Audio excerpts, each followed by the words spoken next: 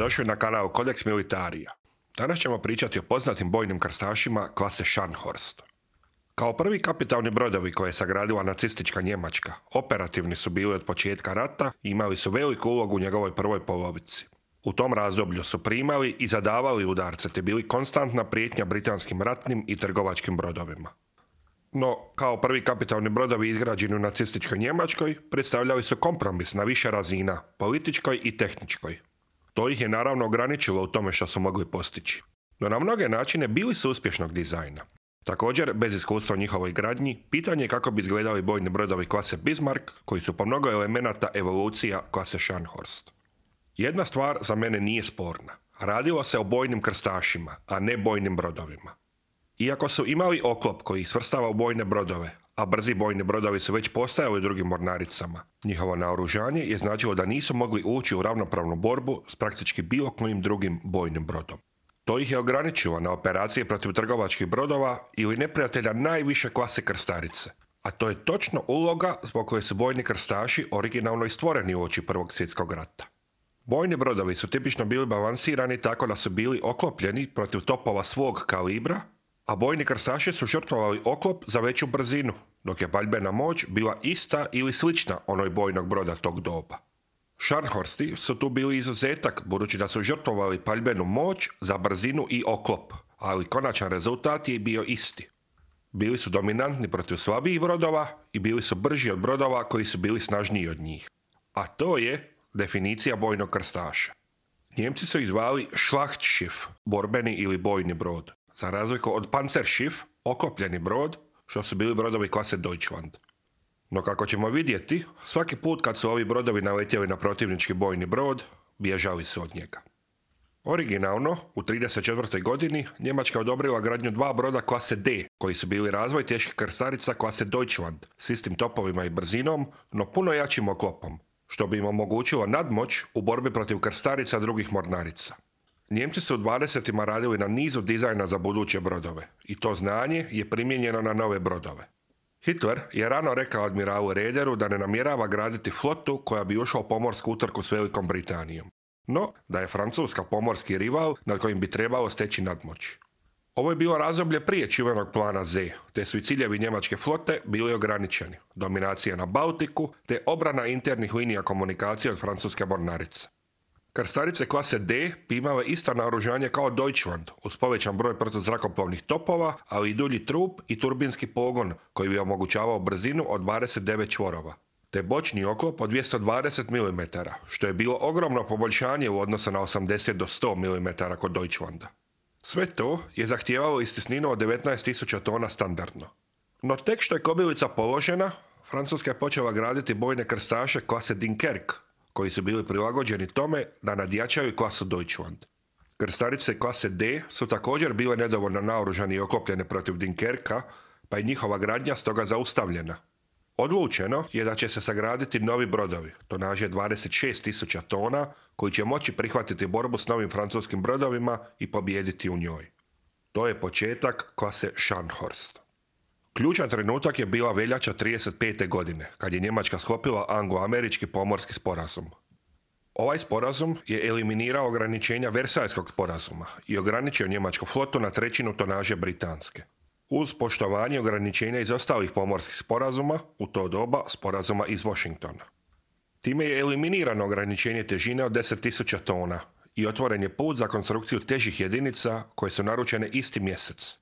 No dizajn novih brodova još nije bio dovršen i Gneisenau je položen tek 14 mjeseci kasnije, 6. svibnja 1935. godine u Kielu, a Scharnhorst je položen 15. lipnja 1935. godine u Wilhelmshavenu. No čak i povećana težina značila da određeni kompromisi moraju biti napravljeni. Brzinu je bilo moguće povećati na 31 čvor, kao i dodati treću topovsku kupolu. No brzo se postavilo pitanje, koje topove staviti na brod? Njemačka imala dizajne starijih topova od 305 mm iz Prvog svjetskog rata, no to se činilo premaleno u odnosu na 330 mm koje je nosio Dunkerque. Već su radili na novim topovima od 381 mm i to je bio kalibar koji su preferirali, makar to značilo manji broj topova. No ti topovi ne bi bili spremni na vrijeme. Na kraju je presudila politika. Hitler u 1935. godini nije htio previše provocirati Veliku Britaniju, stoga je postavio granicu na kalibar topova od 283 mm, isto kao na klasi Deutschland. Nadao se da Velika Britanija zbog tog nižeg kalibra topova neće odmah odgovarati na nove njemačke brodove. No, njemačka mornarica se barem izborila da ti topovi budu poboljšanog dizajna u odnosu na onaj na Deutschlandu. Kako su brodogradilišta dobila završene nacrte i napravila izračun težine, pojavili su se daljnji problemi.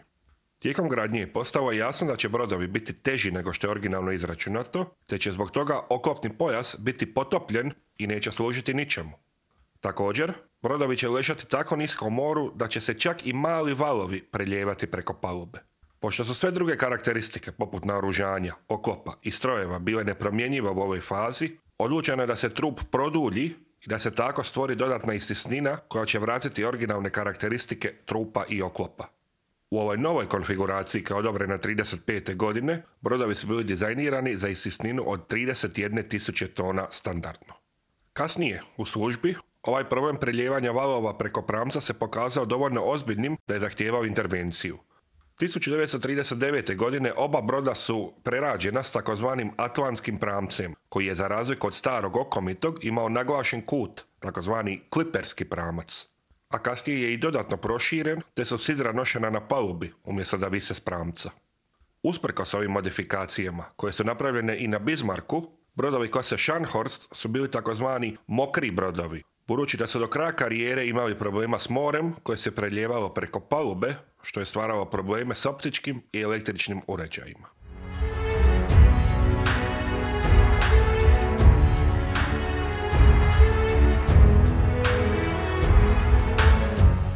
Prije nego što krenemo opisivati tehničke karakteristike, uputio bih vas da pogledate moj prethodni video o klasi Bismarck koji ulazi u detalje koji se ponavljaju i ovdje, prvenstveno oko sekundarne baterije i oklopa.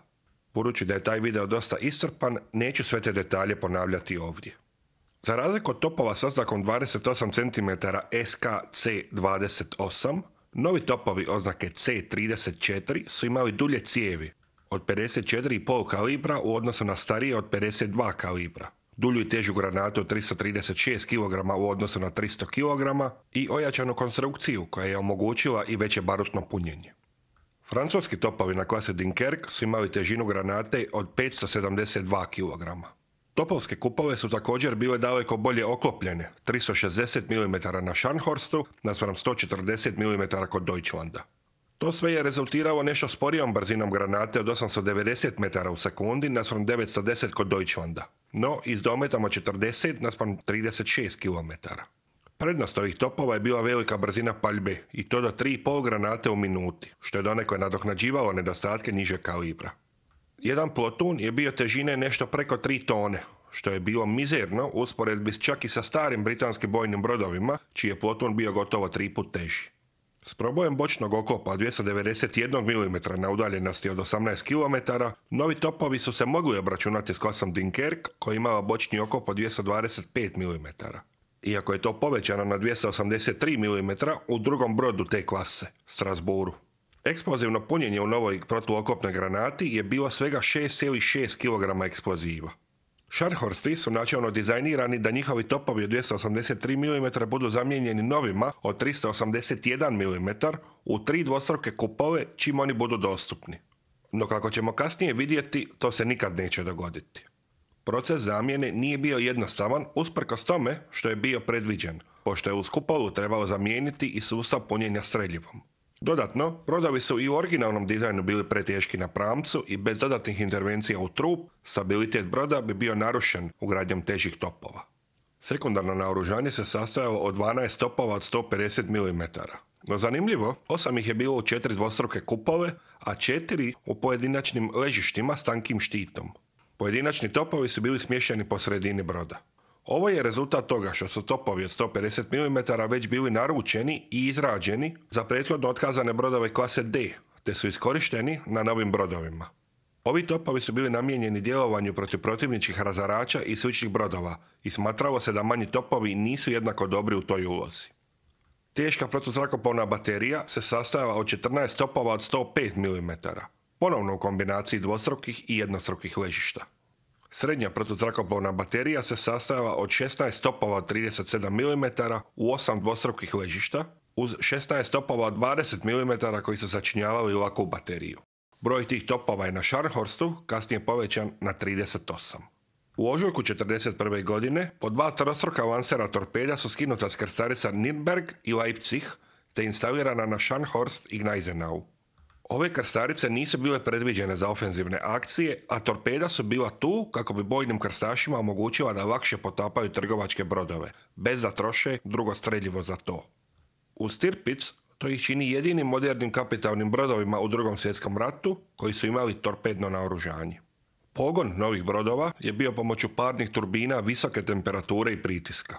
Operativna temperatura je bila 450 stupnjeva, nešto manje od onih na Bismarckovim strojevima, no još uvijek vrlo visoka. Ovakvi strojevi su testirani u njemačkim brodogradilištima i bili su najbolji izbor za maksimalnu snagu u odnosu na težinu.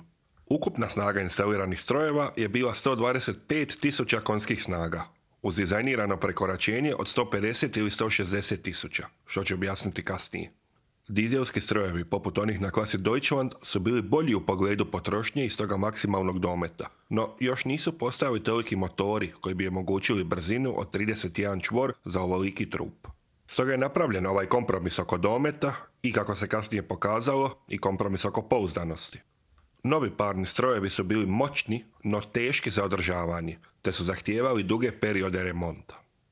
Na posljedku dolazimo do oklopa. On je bio težak i dizajniran da učini brod vrlo otpornim na teške granate francuskih i britanskih bojnih krstaša. Načelno, vrlo je sličan onom na Bismarcku, stoga sve što sam opisao u tom videu vrijedi i ovdje, uz jednu iznimku. Scharnhorst nije imao gornji oklopni pojas od 145 mm, koji se nalazio iznad glavnog pojasa pa do palube. Taj je oklopni pojas dodan na Bismarck, dok je Scharnhorst tu imao oklopnu ploču od samo 35 mm.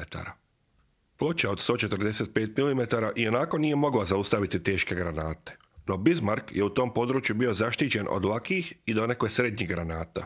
Scharnhorst je bio ranjiv u tom području čak i na paljbu razarača. Na fotografijama možete jasno vidjeti kako se u tom području na Scharnhorstu nalazi niz prozora, što naravno ne bi bilo moguće da se radi o oklopnom pojasu. Također, Bismarck nema sličnih prozora na svom gornjem oklopnom pojasu. Naravno, sve ključne komponente, streljivo i strojevi, su bili zaštićeni u kornjačinom oklopu unutar trupa, pa pogodak u područje iznad oklopne palube ne bi izbacilo brod iz borbe. No i takvi pogodci su nanosili štetu koja se akumulirala, a gornji oklopni pojas je služio i za skidanje oklopne kape na teškim granatama, što je olakšavalo posao unutarnjoj oklopnoj palubi. Scharnhorsti su bili uži za 6 metara od Bismarcka, 30:36 metara, i već su stajali vrlo nisko u moru. Stoga ugradnja dodatnog gornjeg oklopnog pojasa nije bila moguća.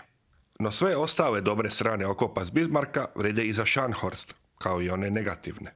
Citadelu je bilo skoro nemoguće probiti, naročito preko 11 km kad je bila otporna na skoro sve horizontalne pogodke, naročito one iz britanskih brodova. Također, paluba je bila slabo oklopljena, što je brod činilo ranjivim na ekstremnim dometima za zrna koja dolaze okomito na palubu, te protuoklopnim bombama. Glavna oklopna paluba je imala stepenicu od 70 cm na mjestu gdje su se nalazili bojleri, koji inače ne bi stali ispod nje. Oklopna paluba je originalno trebala biti ravna, no bojleri su ispali viši nego što je planirano. Postojanje te stepenice pokazuje kako je dizajn broda jednim dijelom bio improviziran tijekom izgradnje. Kako sudbina obično tako djeluje, pogodak kroz to područje je onesposobio Scharnhorstove strojeve u bici kod Sjevernog rta.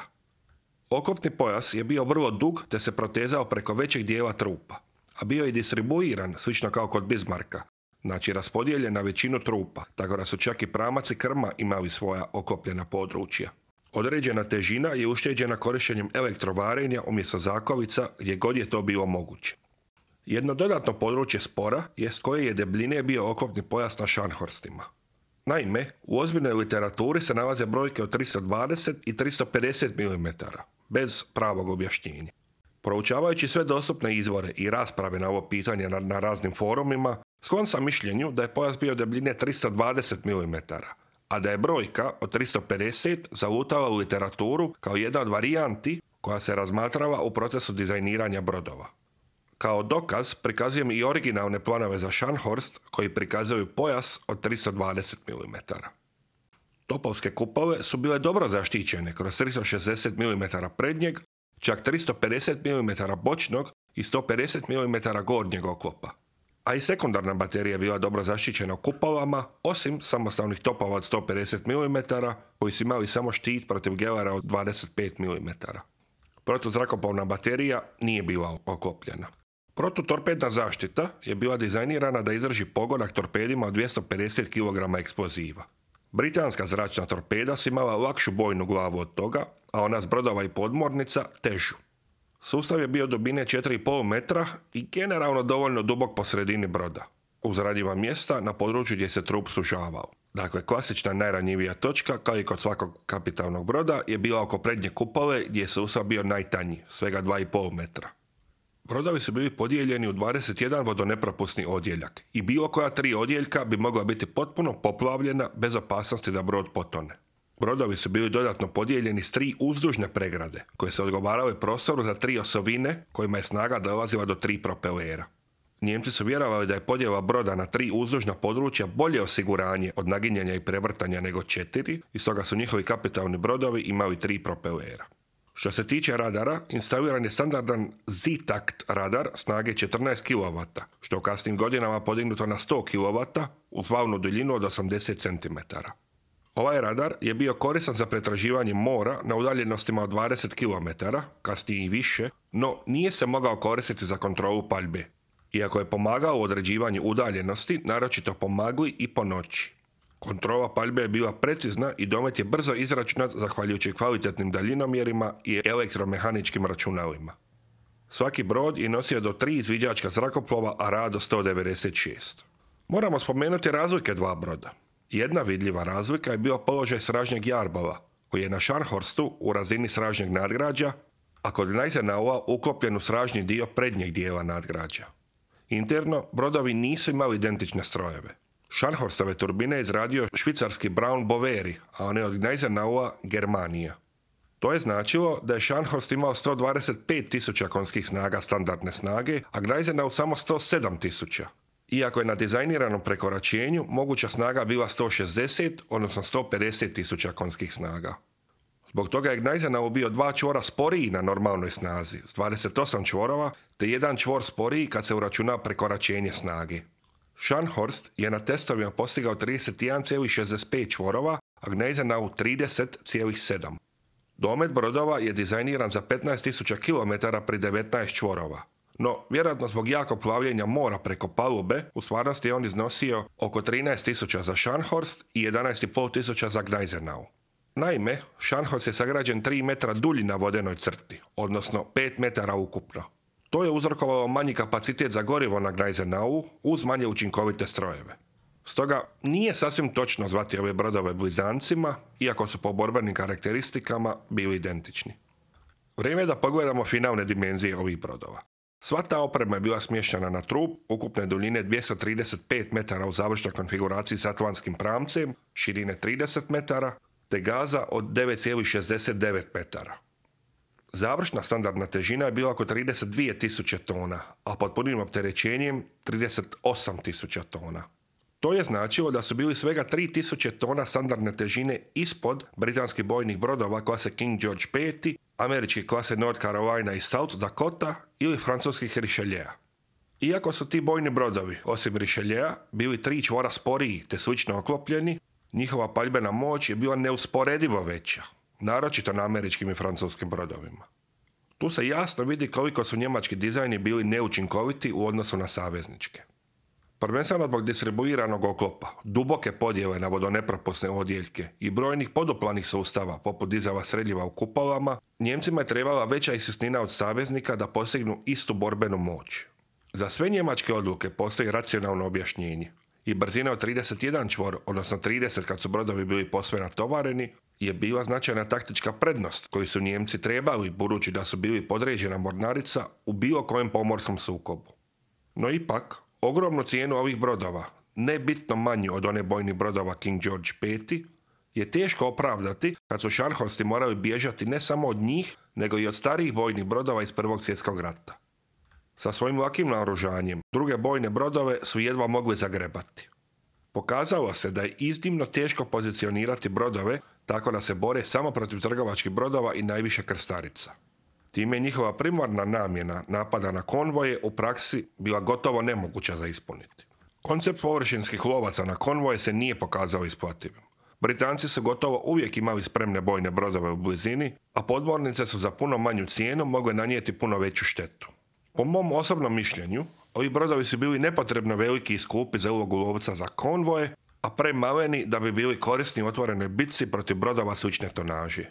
Klasa Bismarck, iako također preteška za borbenu moć koju nudi, je barem nudila paritet i određene prednosti u borbi protiv korisnika iste klase. No, to ne znači da su Scharnhorsti bili beskorisni. Vrijeme je da pogledamo što su sve ovi brodovi postigli kroz Drugi svjetski rat.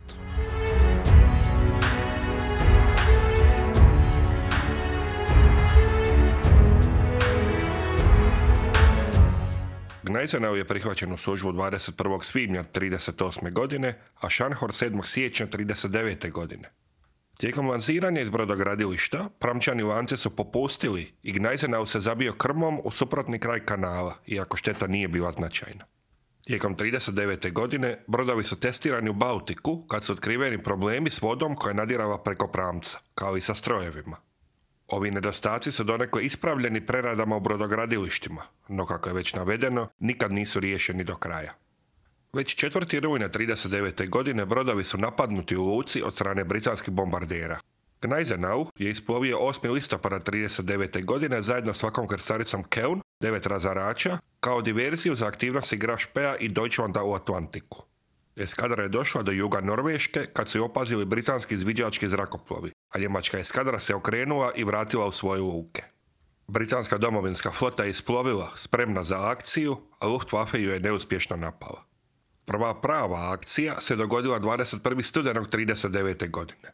Scharnhorst i Gneisenau su isplovili uz pratnju 2 lake krstarice i 3 razarača u akciju protiv britanske blokade u Sjevernom ledenom moru, kako bi olakšali povratak Graf Spee.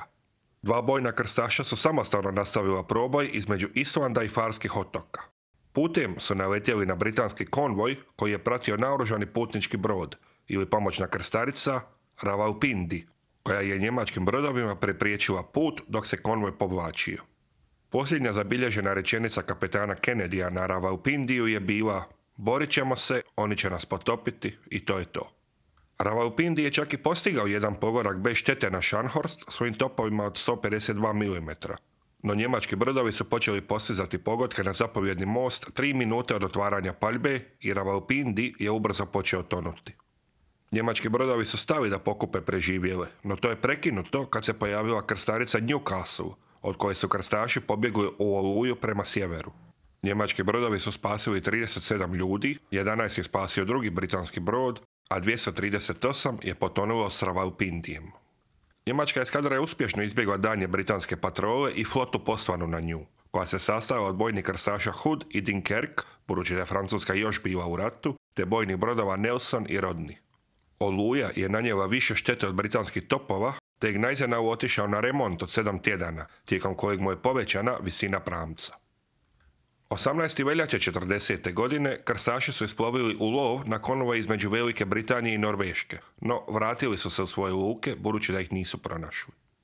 7. travnja 1940. godine je započela operacija Weserübung, njemačka invazija na Norvešku. Krstaši su isplovili sa krstaricom Admiral Hipper i 14 razarača i uputili se na sjever u luku Narvik.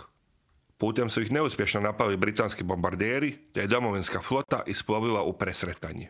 8. travnja njemački razarači i krstarica Admiral Hipper su naletjeli na britanski razarač Glowworm, koji je u nepravednoj borbi naletio pramcem na njemačku krstaricu, koja ga je potopila odmah nakon. Iako ju nije značajno oštetio, krstarica se uz pratnju 4 razarača ipak povukla u Trondheim, dok su krstaši sa preostalih 10 razarača nastavili put Narvika, brzinom od 24 čvora. Razarači su se uskoro odvojili da bi obavili svoju misiju u Narviku, što ćemo obraditi u posebnom videu.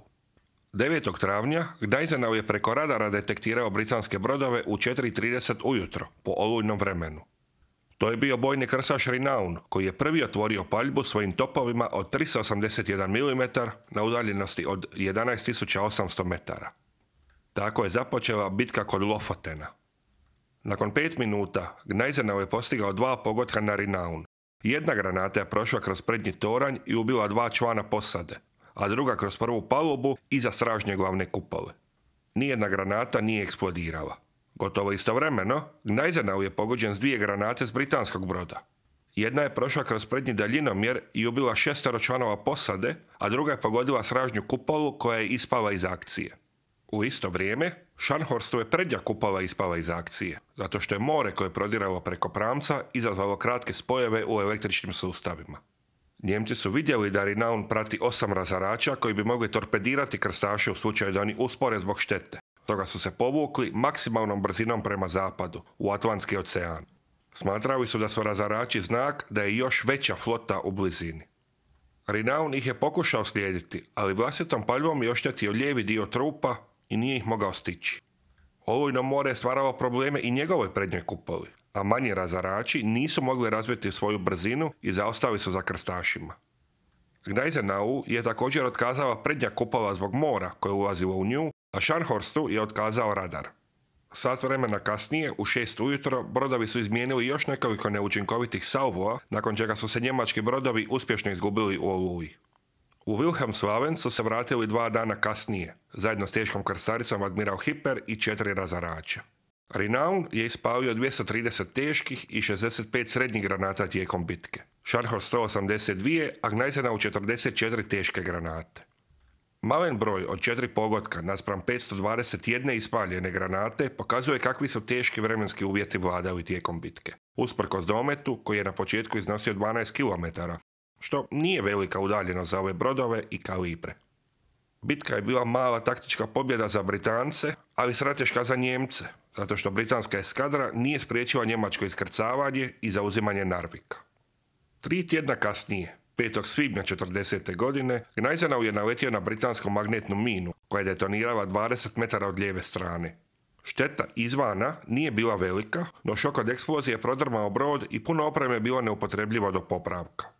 Jedna turbina, razne pumpe, generatori, prednja glavna kupola, kupole topova 150 mm te sustav upravljanja kormilom su bili onesposobljeni. Popravci su trajali do 27. svibnja. 4. lipnja su bojni krstaši, u pratnji krstarice Admiral Hipper i 4 razarača, ponovno isplovili za Norvešku. 7. lipnja su potopili tanker Pioneer, a Admiral Hipper je potopio putnički brod Orama te spasio njegovu posadu. Bojnički brod Atlantis nije napadnut u skladu sa Ženevskom konferencijom, ali nije smio radio signalima odati položaj njemačkih brodova. Nakon toga, razarači i krstarica Admiral Hipper su poslani na punjenje gorivom, a krstaši su nastavili lov samostalno. Popodne 8. lipnja su na horizontu ugledali nosač zrakoplova Glorious.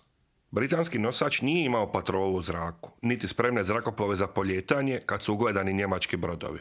Sat vremena kasnije, u 18.32, njemački brodovi su otvorili paljbu na 26 km.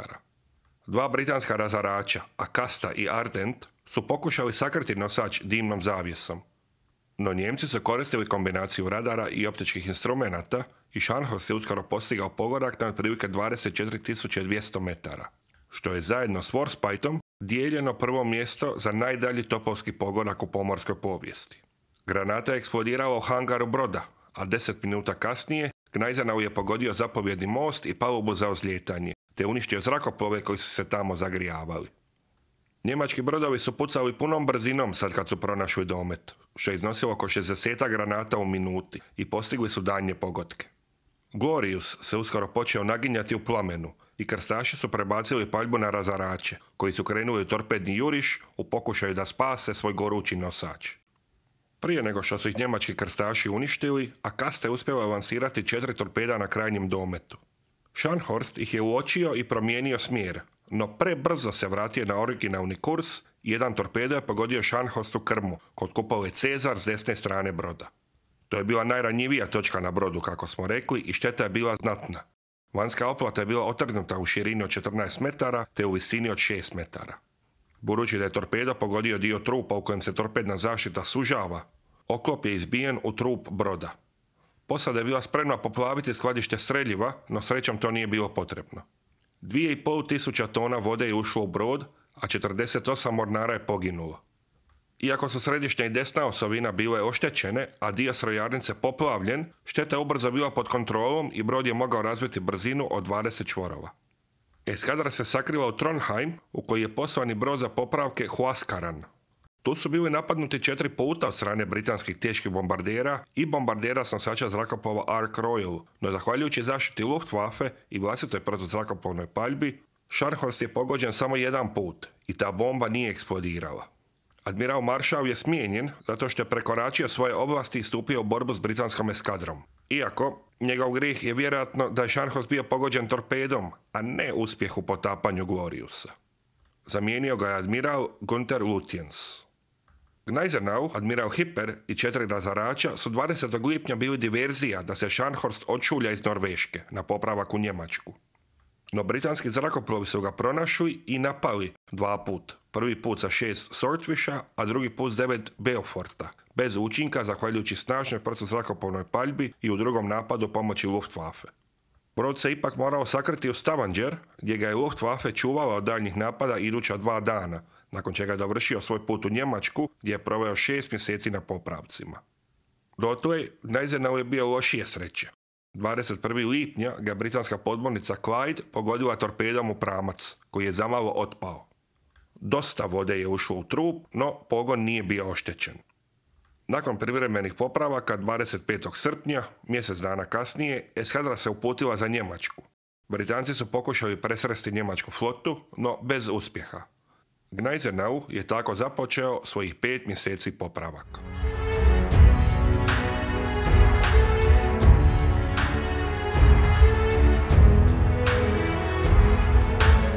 U prosincu 1940. godine brodovi su bili popravljeni i krenuli su u napad na britanske konvoje u Atlantiku, ali sam početak operacije je prošao loše za Gneisenau.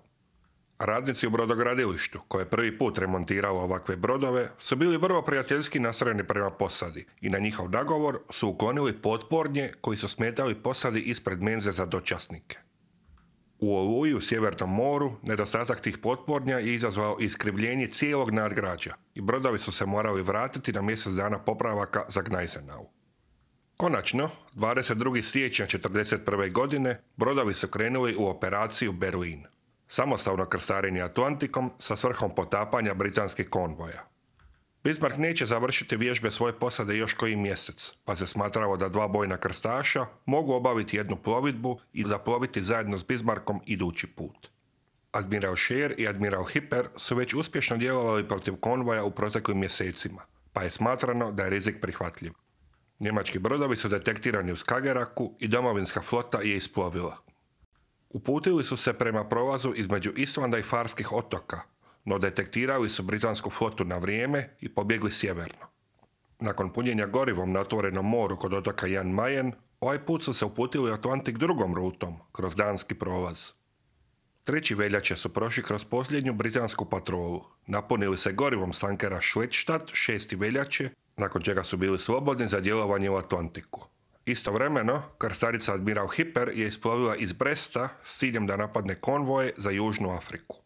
Pronaći konvoje nije bilo jednostavno, zato što Njemci nisu imali pouzdano zračno izviđanje ovako daleko od svojih aerodroma, a ni probijanje kodova nije bilo jednostavno u ovoj fazi rata. Svaki brod je imao ukrcan odjel B-Diensta, mornaričke obavještajne službe, koja je pokušavala probiti presretnute poruke što je prije moguće, a brodovi su bili opremljeni i radiogoniometrima, kojima su mogli odrediti smjer iz kojeg su poruke odaslane. Loše vrijeme zimi je spriječilo lansiranje hidrozrakoplova s brodova. Njemci su znali da su 2 britanska bojna broda bazirana u Kanadi, što je značilo da moraju biti oprezni pri napadu na konvoje i da izbjegnu situacije u kojima bi mogli biti oštećeni, što bi potencijalno spriječilo njihov povratak u Njemačku ili Francusku. No već 8. veljače bojni krstaši su pronašli konvoj Ajax 106. Scharnhorst je prvi detektirao britanski bojni brod Ramillies, klase Revenge i naoružan s 8 topova 381 mm, no brzine od svega 21 čvor. Scharnhorst se nije odmah povukao, već je pokušao odvući britanski bojni brod kako bi Gneisenau, na kojem se nalazi admiral Gunther Lutyens, mogao neometano napasti konvoj s druge strane. no Lutyens je još jednom zapovjedio povlačenje i kasnije ukorio zapovjednika Scharnhorsta. 3 britanske eskadre su isplovile kako bi pokušale uhvatiti njemačke brodove, no bez uspjeha.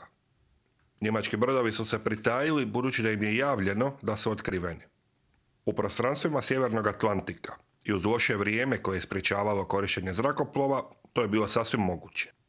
Scharnhorst je oštećen visokim valovima i većina kupova je 3 dana bila neupotrebljiva, a brodovi su iskoristili priliku da se napune gorivom. Krstarica Admiral Hipper je u međuvremenu napala 2 konvoja u južnim vodama, te potopila ukupno 8 brodova. Vratila se u Brest, iz kojeg je trebala uskoro ponovno isploviti, no oštetila je propelere na potopljeni brod u prilazu luci, te je morala čekati zamjenske iz Kila. 17. veljače njemački krstaši su se vratili na predviđenu rutu britanskih konvoja, ovaj put malo zapadnije. Nekoliko pojedinačnih trgovačkih brodova je detektirano, ali nisu napadnuti kako se ne bi otkrila pozicija njemačkih brodova za mršav ulov. No 22. veljače krstaši su plovili u područje kojim su plovili britanski brodovi iz nedavno raspršenog konvoja koji se vraćao u Kanadu. Nije bilo izbora nego stupiti u akciju i 5 brodova je potopljeno, a s njih je spašeno 187 članova posade. Iako su njemački brodovi pokušali omesti slanje poruka radijem, jedan britanski brod je opazio njemački hidrozrakoplov i javio da su njemački krstaši prisutni. To je zahtijevalo promjenu pozicije jer je britanska flota naravno odmah reagirala. Nakon još jednog punjenja gorivom krenuli su južno, u lov u području istočnog Atlantika, ispred Sierra Leonea. Njemačka podmornica U-124 ih je zamalo torpedirala, budući da nije bila obaviješena o njihovim operacijama. Izostanak pratećih razarača je izazvao sumnju kod zapovjednika njemačke podmornice i on se suzdržao u paljbi. 7. ožujka je detektiran britanski konvoj SL-67, koji je pratio bojni brod Malaja, klase Queen Elizabeth. Njemački krstaši su se koordinirali s podmornicama u tom području. Plan je bio da podmornice potope bojni brod, nakon čega bi ujutro njemački krstaši potopili ostatak konvoja. Njemačke podmornice su potopile 5 trgovačkih brodova, no nisu došle do bojnog broda Malaja, zbog čega admiral Lutyens odustao od napada. Eskadra H je isplovila iz Gibraltara te pratila konvoj do kraja njegovog puta. 11. i 12. ožujka brodovi su se napunili gorivom s njemačkih tankera te su se ponovno uputili u Sjeverni Atlantik. 2 tankera su nastavila pratiti bojne krstaše kako bi im pomogli u pronalasku konvoja. Formacija se raširila na području 190 km, te je Gneisenau 15. ožujka zarobio 3 tankera i potopio 4. Britanska domovinska flota je isplovila i čekala njemačke krstaše na pokušaju povratka u Njemačku. 16. ožujka je bio najproduktivniji dan za njemačke krstaše, koji su naišli na ostatak raspršenog konvoja i potopili ukupno 13 brodova. Zadnji brod na koji su naišli tog dana, Chilean Reefer, je uspio prije svog potapanja poslati radio poruku o prisustvu njemačkih brodova. Budući da je Chilean Reefer uzvraćao paljbu, njemački brodovi su ga potopili iz velike udaljenosti i pritom su potrošili čak 72 teške granate. Rodney, koji je pratio obližnji konvoj, je krenuo punom brzinom prema izvoru radio poruke. Naišao je točno u vrijeme kad je Gneisenau spašavao preživjele sa Chilean Reefera. Njemački brod ga je na vrijeme detektirao na radaru i udaljio se velikom brzinom. Rodney je uočio siluetu broda, no nije ga uspješno identificirao i nije otvorio paljbu. Budući da su njemački brodovi definitivno bili detektirani, a Scharnhorst imao problema sa svojim strojevima, Lutyens je odlučio vratiti se u Brest. Admiral Hipper je ponovno isplovio, ovaj put na putu za Njemačku. Admiral Scheer je još bio na pučini. Lutyens se nadao da će svojim uplovljavanjem u Brest pomoći tim brodovima da se uspješno vrate u Njemačku. Britanski admiral Tovey, zapovjednik domovinske flote, je držao glavninu svojih brodova južno od Islanda, spreman da presjeće put njemačkoj eskadri čim se uspostavi njihova pozicija. Britanci su usput uhvatili 2 tankera koje su Njemci zarobili, no njemačka posada ih je potopila prije nego što su ih Britanci mogli ponovno zauzeti. 18. ožujka njemački brodovi su se ponovno napunili gorivom na pučini te krenuli prema Francuskoj putem Azorskih otoka, kako bi stvorili distrakciju i omogućili prolaz drugim brodovima. 20. ožujka bojni krstaši su detektirani zrakoplovom Sark Royala, koji je imao pokvaren radio i nije mogao održati kontakt. Toveyjeva flota, pojačana s bojnim brodovima Hood i Queen Elizabeth, je krenula južno i patrole kod Islanda su smanjene. Britanska flota je sad lovila u središnjem Atlantiku. No zbog velike brzine kretanja njemačkih brodova, jedina šansa da Britanci stignu njemačke krstaše je da ih uspore britanski zrakoplovi SAR krojeva prije nego što uđu u zaštitu Luftwaffe kod Francuske. No neispravan radio 20. ožujka i nevrijeme 21. ožujka je značilo da je njemačkim krstašima put bio čist. Otkriveni su 320 km od Bresta, no to je bilo prekasno za pravi napad. U Brest su uplovili 22. ožujka 1941. godine. Admiral Hipper je uplovio u Njemačku 28. ožujka, admiral Scheer 2 dana kasnije. Operacija Berlin je bila najveća operacija površinskih jedinica protiv atlantskih konvoja do sada. Rezultat nije bio sjajan. 22 potopljena trgovačka broda, odnosno 115.000 tona brodovlja u 2 mjeseca krstarenja. Na to treba nadodati akcije krstarice admiral Hipper i admiral Scheer. No čak i zajedno, to nije bilo puno u odnosu na ono što su daleko jeftinije i brojnije podmornice postigle. No ti rezultati su dali nadu Njemcima da su buduće operacije s većim brojem brodova moguće i da britanska flota nema dovoljno resursa da zaštiti sve svoje konvoje. Također, kad brodovi klase Bismarck budu dostupni, onda će i napad jednim ili više kapitalnih brodova na jedan bojni brod u pratnji biti moguć. U budućnosti se planiralo poboljšati koordinaciju s podmornicama, kao i zajedničke operacije s njima gdje to bude moguće. No, spletom okolnosti, iduća takva operacija, Rheinbung, će ići drugim tokom, a Scharnhorst i Gneisenau neće više nikad zaploviti u sličnoj operaciji.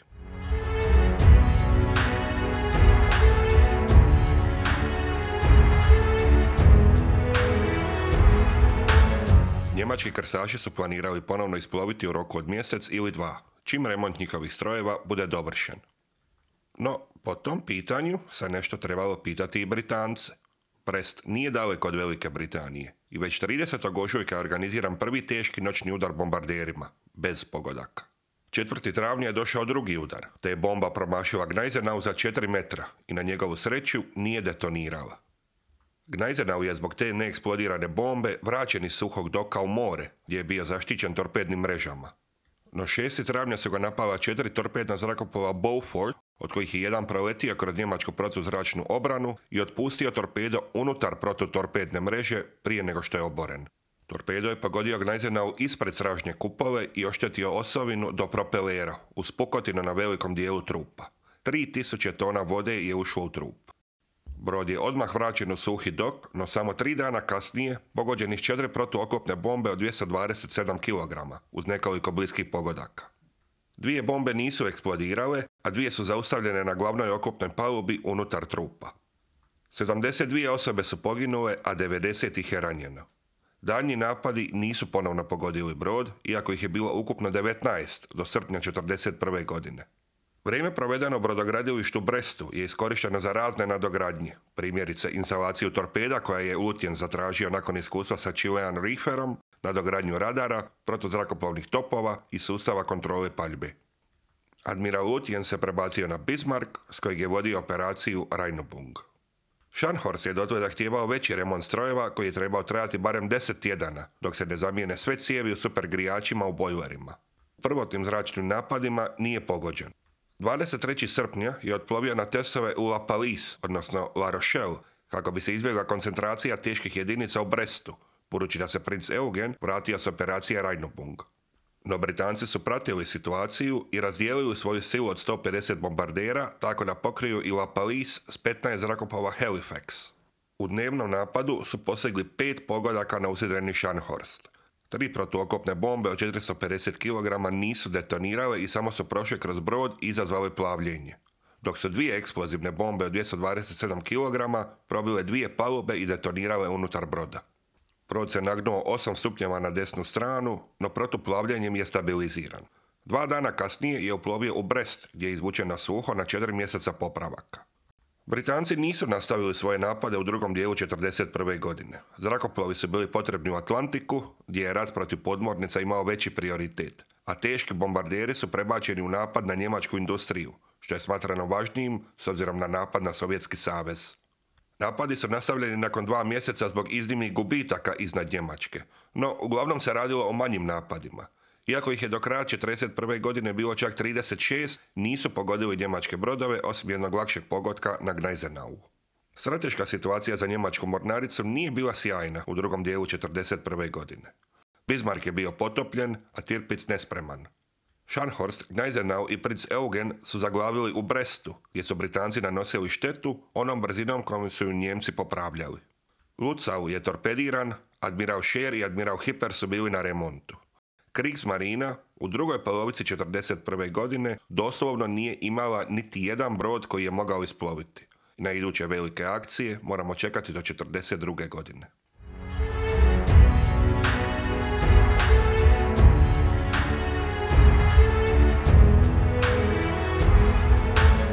Zbog takve strateške situacije i zbog gubitka Bismarcka, Hitler je zabranio daljnje duboke operacije u Atlantiku površinskim brodovima.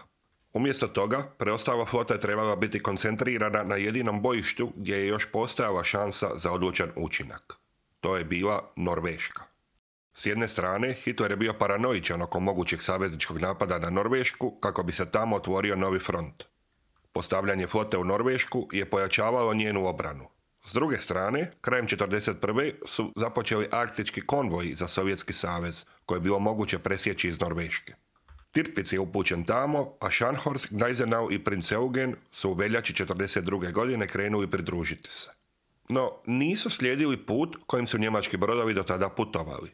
Nijemcima je nedostajalo tankera koji bi mogli napuniti brodove gorivom na putu oko Velike Britanije, a britanska flota i zrakoplovstvo su bili sve jači. Odlučeno je da najveću šansu za uspjeh ima nezamisliva ruta. Izravno, uslijed bijela dana kroz Engleski kanal. To je bila operacija Cerberus. No njene detalje neću iznijeti sad, budući da ona zaslužuje svoj vlastiti video. Za sada ću samo reći da su njemački brodovi potpuno iznenadili Veliku Britaniju i uspješno se provukli kroz britanska minska polja, teške obalne topove, napade nekoliko stotina zrakoplova i svih brodova koje je Kraljevska mornarica mogla sakupiti to jutro. Na kraju operacije, na granici Nizozemske i Njemačke, Scharnhorst je naletio na 2 mine i morao ići na popravak od 3 mjeseca. Gneisenau je naletio na 1 minu i dodatno oštetio krmu na podvodnu olupinu ispred Kielskog kanala, koji nije mogao odmah ući zbog nakupljenog leda. Popravci u Kielu su trajali kratko, do 26. veljače. Taman kad se brod trebao vratiti u more na testove, britanski bombarderi su napali u noći s 26. na 27. veljače. Admiral Raeder je odlučio prekršiti standardnu proceduru i naredio je da se streljivo s Gneisenaua ne skida prilikom dokovanja, budući da bi to uzelo dodatna 4 dana. To je bio njegov kalkulirani rizik, no nije se isplatio. Jedna protuoklopna bomba od 454 kg je prošla između 2 topa na prednjoj kupoli i detonirala u skladištu streljiva. Kupola je poskočila pola metra u zrak i njen vrh je raznesen. Katastrofalnije posljedice su spriječene brzim plavljenjem pramca broda i preostalih skladišta streljiva. 112 mornara je poginulo, a 21 je ranjen u eksploziji koja je zamalo odvalila čitav pramac broda. Popravak je procijenjen na 2 godine posla, budući da je praktički trebalo rekonstruirati prednju četvrtinu broda. To je efektivno značilo da brod neće biti dostupan ostatak rata, prema njemačkom razmišljanju u to doba. Odlučeno je da se pristupi popravcima, no i da se iskoristi prilika da se brod nadogradi na kupolo 381 mm, što je oduvijek planirano. No to nije bilo tako jednostavno, budući da ni topovi ni kupole nisu bile spremne.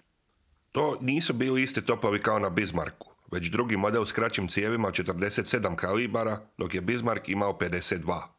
Kupole su morale biti posebno dizajnirane da se uklope u postojeće barbete, koje su morale biti ojačane da podnesu težinu novih topova. Trebalo je preraditi sustav kontrole paljbe i dizanja streljiva, te povećati proizvodnju struje. No možda najvažnije, novi topovi su bili preteški za postojeći trup. Stoga je pramac trebao biti produljen za 10 metara kako bi se dobio potreban stabilitet i plovnost trupa. U novoj konfiguraciji brod bi imao istisninu u punom opterećenju od 40.000 tona i duljinu od 236 metara. Ti radovi bi se obavili u plutajućem doku u Gdynji u Poljskoj, gdje se Gneisenau i uputio 24. ožujka 1942. godine. Prednjih 30 metara pramca je tamo izrezano do kraja. 300 do 500 radnika je trebalo biti angažirano u radovima. Brod je bio spreman za novi pramac na početku 1943. godine, no on nije nikad montiran. Hitler je nakon bitke u Barencovom moru odustao od ulaganja u njemačku mornaricu i naredio je da radovi stanu. Postojeći topovi iz kupole Anton su poslani za Dansku, a kupole Bruno i Cezar za Norvešku, gdje Cezar može biti viđen i danas u Austratfortu.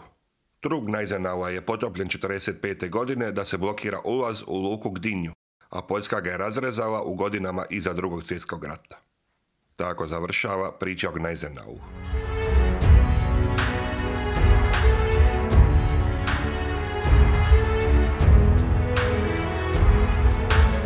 Scharnhorst je izbjegao štetu od britanskih bombardera tijekom 1942. godine u Njemačkoj, no u kolovozu, kad su popravci završeni, udar je u podmornicu U-523 tijekom vježbi.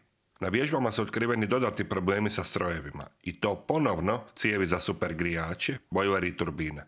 Stoga je brod vraćen na remont na kojem je proveo ostatak 1942. godine, iako je bio hitno potreban u Norveškoj, gdje ga je čekao ostatak njemačke flote, Tirpitz, admiral Scheer i razarači. U Norvešku se pokušao probiti u siječnju 1943. godine, no okrenuo se nazad kad su došla izvješća o velikim aktivnostima na britanskim zračnim lukama. Britanci su putem Ultre znali kad će Scharnhorst zaploviti i stoga su okupljali zrakoplove za udar, što su Njemci pak detektirali svojim presluškivanjem radioprometa i zračnim izviđanjem. Drugi pokušaj krajem siječnja je propao s istim rezultatom, a brod se nasukao dok je izbjegavao podmornicu i morao ponovno u suhi dok da se popravi šteta. 8. ožujka je isplovio s 4 razarača za Norvešku i konačno stigao u Narvik 14. ožujka, pod zakonom Oluje, koja je naravno nanijela daljnju štetu. 8. travnja se tijekom vježbe dogodila eksplozija unutar broda, a skladište streljiva ispod kupole Cezar je poplavljeno iz predostrožnosti. 34 osobe su poginule, a šteta je popravljena u idućih 14 dana. Idućih 6 mjeseci tijekom ljeta saveznici nisu slali arktičke konvoje za Sovjetski savez, budući da je Luftwaffe još bila snažna tijekom polarnog dana, a postavile su alternativne rute preko Kavkaza i Sibira. Zbog nedostatka goriva, Scharnhorst je rijetko vježbao na otvorenom moru, što je smanjilo razinu vještine posade. Ova posada nije bila ista posada kao tijekom 40. i 41. godine, budući da je tijekom popravaka u tim godinama originalna posada često poslana da služi na drugim brodovima ili podmornicama. Prva prilika za ozbiljniju vježbu se pokazala u rujnu 1943. godine u napadu na Spitsbergen, britansku i norvešku meteorološku postaju na otoku Svalbard.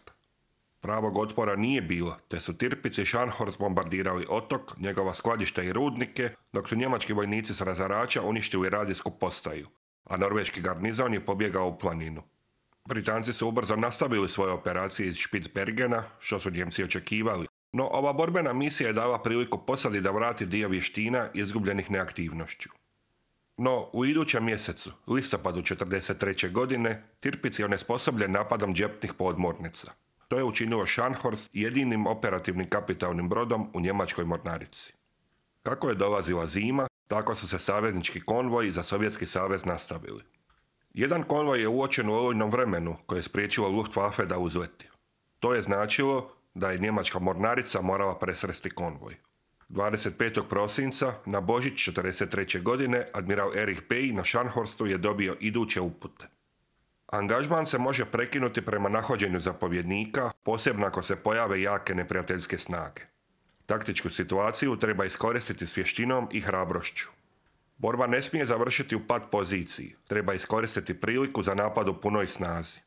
Nadmoćna vatrena moć Scharnhorsta daje najveću šansu za uspjeh, a razarači bi se trebali koristiti u kasnijim fazama bitke. Posade treba obavijestiti u skladu s tim, s povjerenjem u njihov ofenzivni duh. Naravno, ove upute, tipično za Hitlerove naredbe Kriegsmarine, su kontradiktorne, budući da istovremeno sadrže upute za odlučne ofenzivne akcije i korištenje prilika koje se otvore, uz povlačenje ako se neprijatelj odupire. Treba naglasiti da su njemački zapovjednici znali da budućnost Kriegsmarine ovisi o uspješnoj akciji. Hitler je već jednom jedva spriječen da potpuno napusti mornaricu, i to je razlog zašto je Dönitz zamijenio Raedera. Rad na kapitalnim brodovima, poput popravka Gneisenaua ili dovršenje nosača Graf Zeppelin, je obustavljen. Tirpitz je popravljan, no izvjesno je da bi još jedan neuspjeh poput bitke u Barencovom moru, godinu dana ranije, značio kraj Kriegsmarine što se Hitlerove podrške tiče. Njemačka eskadra, Scharnhorst i 5 razarača, je isplovila u polarnu noć i tražila britanski konvoj. Polarna noć je u ovo doba godine značila 45 minuta danjeg svjetla, 6 sati sumraka i nekih 17 sati potpunog mraka. Zrakoplovstvo u mraku nije bilo od pomoći, te su radari na brodovima bili ključni. S britanske strane, konvoj JV-55B je bio zaštićen 10 razarača i 3 korvete. 3 krstarice, Belfast, Norfolk i Sheffield, su se nalazile u blizini u slučaju napada površinskih jedinica. Daleku podršku je pružala eskadra admirala Bruce Frasera, koja se sastojala od bojnog broda Duke of York, klase King George V, jedne krstarice i 4 razarača. Plan admirala Frasera je bio iskoristiti konvoj kao mamac, te u mraku presresti Scharnhorst i potopiti ga vatrom s kratkog dometa od 10 do 12 km, koristeći radarsku kontrolu paljbe kojom je njegov brod bio opremljen. 25. prosinca je dobio potvrdu Ultre da je Scharnhorst isplovio i uputio se punom brzinom u presretanje. 26. prosinca svo ljudstvo je bilo na borbenim stanicama, u užasnoj hladnoći i oluji. Admiral Bay nije mogao pronaći konvoj u mraku, te je mislio da je prošao ispred njega. Odvojio je svoje razarače u izviđanje prema jugu, a nije koristio vlastiti radar zato da ne otkrije vlastitu poziciju. Krstarica Belfast je prva detektirala Scharnhorst na udaljenosti od 33 km, u trenutku kad se nalazio na 60 km od konvoja. Britanske krstarice su ga pratile i kad su se približile na 10 km, uspostavljen je vizualni kontakt i u 9:21 otvorena je paljba na iznenađeni njemački bojni krstaš. Scharnhorst je brzo uzvratio paljbu, no tijekom 20-minutne borbe nije postigao pogodak, dok je primio 2 granate od 203 mm. Prva je uletjela u prednje nadgrađe i nije eksplodirala, dok je druga pogodila prednji daljinomjer te uništila prednju radarsku antenu, te ubila posadu u radarskoj sobi. Stražni radar je bio funkcionalan, no budući da je bio smješten niže od prednjeg, nije mogao detektirati ništa u prednjih 90 stupnjeva. Scharnhorst je u olujnom vremenu bio brži od britanskih krstarica, koje su bile ograničene na 24 čvora u oluji, dok je puno veći i stabilniji Scharnhorst mogao razviti 28 do 30, te je ubrzo nestao u noći. Admiral Bay se nadao da će sada moći uhvatiti nebranjen konvoj, budući da su britanske krstarice bile izvučene iz pozicije. Plan mu je bio obići ih i napasti konvoj za koji je pretpostavljao da se nalazi iza njih. No britanske krstarice su se postavile između njega i konvoja i ubrzo, oko 12 sati, su obje strane ponovno uspostavile radarski kontakt. Tako je Scharnhorst skrenuo na vrijeme kad je detektirao torpedni napad britanskih razarača. Bitka se nastavila kroz kombinaciju radarski i optički navođene paljbe. U 12 sati i 23 minute je njemački krstaš postigao 2 pogotka na krstaricu Norfolk, koja nije koristila barut koji ne proizvodi bljesak i stoga je bila vidljivija po noći. Norfolk je izgubila radar i jedna topovska kula je bila uništena. Ubrzo je i Sheffield bila zasuta krhotinama s bliskog pogotka. Situacija nije izgledala dobro za britanske krstarice, no Scharnhorst je ponovno povećao brzinu i udaljio se prema jugu nadajući se pronaći konvoj. Admiral Fraser se približavao s jugozapada i pratio poziciju koju su javljale britanske krstarice, koje su se udaljile iz vizualnog dometa. U to vrijeme njemački razarači su se okrenuli i sada su tražili konvoj prema zapadu. Oko 13 sati su prošli svega 15 km ispred njega, no nisu ga uočili u mraku. Admiral Bay im je u 13 sati i 43 minute naredio da se vrate u luku. Ti razarači će očajnički nedostajati Scharnhorstu u nastavku bitke. U 13 sati i 15 minuta, budući da još nije mogao pronaći konvoj, a pretpostavljajući da su teške britanske jedinice sad već blizu, admiral Bay je donio odluku da se povuče prema jugu, prema Norveškoj. Isključio je stražni radar kako ne bi otkrio svoju poziciju. No Belfast ga je pratio cijelo vrijeme i javljao njegovu poziciju Fraseru, koji je bio u savršenom položaju za presretanje. Na 42,5 km ga je detektirao na radaru i nastavio se približavati u mraku. U 16 sati 47 minuta britanska klopka je bila spremna. Belfast je osvijetlila i zaslijepila Scharnhorst svjetlosnim granatama, a Duke of York je otvorio paljbu s 11 km, zajedno s krstaricom Jamaica. Norfolk, Sheffield i Belfast su otvorili paljbu s druge strane. Njemački brod je brzo odgovorio na paljbu prema Duke of Yorku, iako njegovi topovi nisu mogli ozbiljno naškoditi britanskom bojnom brodu. Britanska paljba je međutim bila ubitačno precizna. U 16 sati 55 minuta Duke of York je pogodio donji dio kupole Anton na Scharnhorstu, koja se zaglavila. Geleri su izazvali požar u skladištu streljiva, koja su odmah poplavljena, iako ne do kraja. Posada je u 1,5 m nevjerojatno hladnog mora pokušavala izvući suho streljivo iz skladišta za kupolu Bruno. Pogodci su se nastavili. Jedan je pogodio ventilaciju kupole Bruno, u kojoj su se počeli nakupljati otrovni plinovi iz topova. Treći je pogodio barbetu kupole Cezar. Iako je barbeta izdržala i kupola je nastavila paljbu, voda je počela prodirati kroz oštećenu oplatu. Prednje kupole i pojedinačni topovi 150 mm su također ubrzo bili uništeni, u 17:30. Topovska bitka je trajala punih 90 minuta i Scharnhorst izdržao ogroman broj pogodaka granatama svih kalibara. No, njegovi strojevi još nisu bili pogođeni i kako je njemački broj odmicao, bio udaljen nekih 20 km od britanskog bojnog broda, kad se dogodio ključan pogodak u 18 sati. Jedna granata je ušla u brod iznad glavnog oklopnog pojasa i vjerojatno pogodila stepenicu na mjestu gdje su se bojleri izdizali iznad glavne oklopne palube. Okomita stepenica od 80 mm oklopa pod ovim kutem nije pružala nikakvu zaštitu od pogotka granate od 356 mm, koja je uništila bojlersku sobu broj 1. Na brodu su isprva mislili da ih je pogodio torpedo, jer granata nije smjela moći izazvati takvu štetu u citadeli broda. Brzina je isti trenutak pala na 8 čvorova, a ubrzo je povećana na 22, što je značilo da je britanski brod sad bio brži i Scharnhorst više nije mogao pobjeći. Ovo je otvorilo i priliku za torpedne napade britanskih razarača, koji do tada nisu mogli stići Scharnhorst u oluji. Scharnhorst je pogodio Duke of York 2 puta u nadgrađe. Jedan pogodak je presjekao kabele od radara za kontrolu paljbe, koje je poručnik Harold Bates, električar, popravio na vrhu jarbola u olujnim uvjetima, što je bilo izuzetno hrabro i pogibeljno.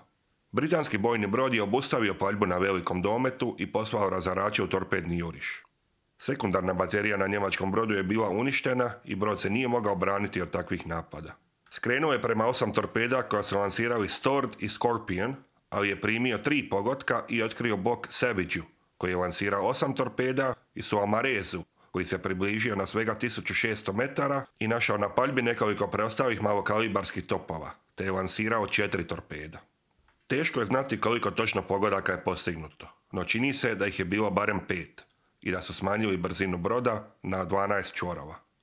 Duke of York se približio na 9 km i nastavio je paljbu, na koju je Scharnhorst mogao odgovoriti samo kupolom Cezar, koja je ostala bez streljiva. Sva raspoloživa posada je angažirana u prenašanju granata iz kupole Bruno u kupolu Cezar. Kako su se pogodci nastavili, brod je usporio na 5 čvorova i bio je očito gotov. Budući da su iz prethodnih bitaka s Bismarckom Britanci znali da je gotovo nemoguće potopiti njemačke brodove samo topništvom, 2 krstarice i 2 razarača su poduzeli torpedne napade, uz nepoznat broj pogodaka. U 19:45 minuta brod se prevrnuo i potonuo, zajedno sa 1932 člana posade, dok je samo 36 spašeno iz ledenog mora. Admiral Bruce Fraser je nakon bitke rekao svojim časnicima: "Gospodo, bitka protiv Scharnhorsta je završila našom pobjedom. Nadam se da će, ako itko od vas ikada bude pozvan voditi jedan brod u akciju protiv mnogo nadmoćnijih protivnika, zapovijedati svojim brodom jednako galantno kao što je Scharnhorst bio zapovjedan danas." Admiralitetu je javio Scharnhorst potopljen i dobio odgovor "Grand, well done." Tijekom bitke, Duke of York je ispalio 52 plotuna, kojih je 31 bio urakljen, i postignuto je najmanje 13 pogodaka. U olujnim uvjetima, ali i inače, to je izvrsna preciznost, svakako puno veća od one na Scharnhorstu, koji je postigao 4 pogotka čitav taj dan. No s obzirom na oklop na Duke of Yorku i kalibar Scharnhorstovih topova, to je bila bitka koju Scharnhorst nije mogao dobiti. Kao i u prethodnim bitkama, i ova je odlučena jednim ključnim pogodkom, a to je bio onaj u Scharnhorstovu strojarnicu. Da bojleri nisu ispali previsoki tijekom gradnje i da nije postojala već spomenuta stepenica visine 70 cm na glavnoj oklopnoj palubi, lako je moguće da bi glavna oklopna paluba pod ovim kutem izdržala ovakav pogodak.